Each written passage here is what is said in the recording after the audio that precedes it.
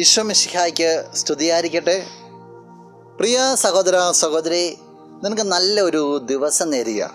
നിൻ്റെ ജീവിതത്തിൻ്റെ സമസ്ത മേഖലകളിലേക്കും കർത്താവിൻ്റെ അനുഗ്രഹം ധാരാളമായിട്ട് ചൊരിയപ്പെടട്ടെ എന്ന് ആശംസിക്കുക.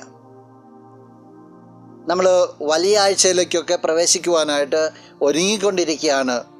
തീർച്ചയായിട്ടും ഈശോയുടെ പീഡാനുഭവ മേഖലകളിലൂടെയൊക്കെ കടന്നു പോകുമ്പോൾ ഈശോയ്ക്ക് എതിരായിട്ട് അന്നത്തെ അധികാരികളും ജനക്കൂട്ടമെല്ലാം തിരിഞ്ഞു എന്നതാണ് നമ്മൾ മനസ്സിലാക്കേണ്ടത്. ധാരാളം നന്മകൾ ചെയ്തിട്ടും ധാരാളം നല്ല പ്രബോധനങ്ങൾ നൽകിയിട്ടും അവരത് മനസ്സിലാക്കാതെ യേശുവിനെതിരെ തിരികെയാണ്. ഇന്ന് നിൻ്റെ ശ്രദ്ധ അവരൊരു പ്രവൃത്തിയിലേക്ക് അല്ലെങ്കിൽ പ്രമാണികൾ ചെയ്ത ഒരു കാര്യത്തിലേക്കാണ് ഞാൻ ക്ഷണിക്കുക. വിശുദ്ധ യോഹന്നാൻ അറിയിച്ച സുവിശേഷം 11-ാമത്തെ അധ്യായം 47-ാം തിരുവചനം.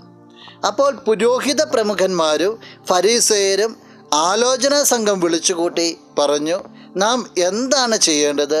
ഈ മനുഷ്യൻ വളരെയധികം അടയാളങ്ങൾ പ്രവർത്തിക്കുന്നല്ലോ.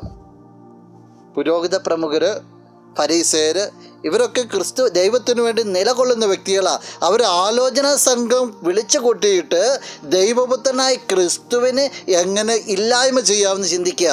കാരണം വളരെയധികം അടയാളങ്ങൾ ഈശോ പ്രവർത്തിച്ചുകൊണ്ടിരിക്കുക.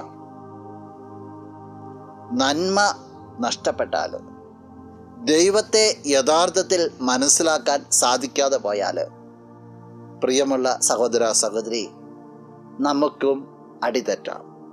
നമ്മളും നമ്മുടെ ചിന്താരീതികൾക്കനുസരിച്ച് മാറ്റപ്പെടാം.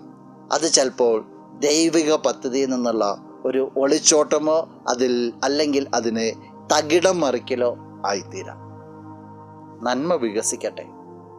ക്രിസ്തുവിനെ ആഴത്തിൽ മനസ്സിലാക്കാൻ നിനക്ക് സാധിക്കട്ടെ.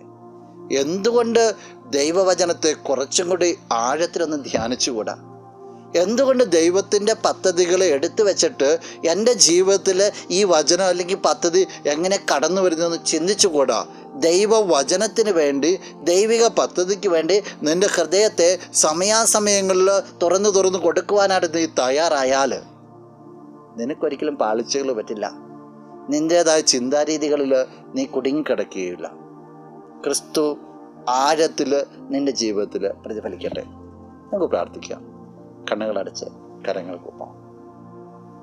നല്ലവനായ കർത്താവേ, നിന്നെ ഞങ്ങൾ സ്തുതിക്കുന്നു, ആരാധിക്കുന്നു, മഹത്വപ്പെടുത്തുന്നു. ഈശോയെ, നിന്നെ ശരിക്കും മനസ്സിലാക്കുവാനായിട്ട്, സ്വന്തം ചിന്താരീതികളിൽ കുടുങ്ങിക്കിടക്കാതെ നിന്നെ മനസ്സിലാക്കുവാനായിട്ട്, നിന്റെ പ്രചോദനങ്ങൾക്ക് ജീവൻ കൊടുക്കുവാനായിട്ട് ഈ വ്യക്തിയെ നീ അനുഗ്രഹിക്കണമേ. നിന്റെ നാമത്തിലെ ദിവസം അനുഗ്രഹിക്കപ്പെടട്ടെ. എല്ലാ തരത്തിലുള്ള തിന്മകളിൽ നിന്നും ഈ വ്യക്തി നിന്റെ നാമത്തിൽ സ്വാതന്ത്ര്യം അനുഭവിക്കാൻ ഇടവരട്ടെ, ഇപ്പോഴും എപ്പോഴും എന്നേക്കും.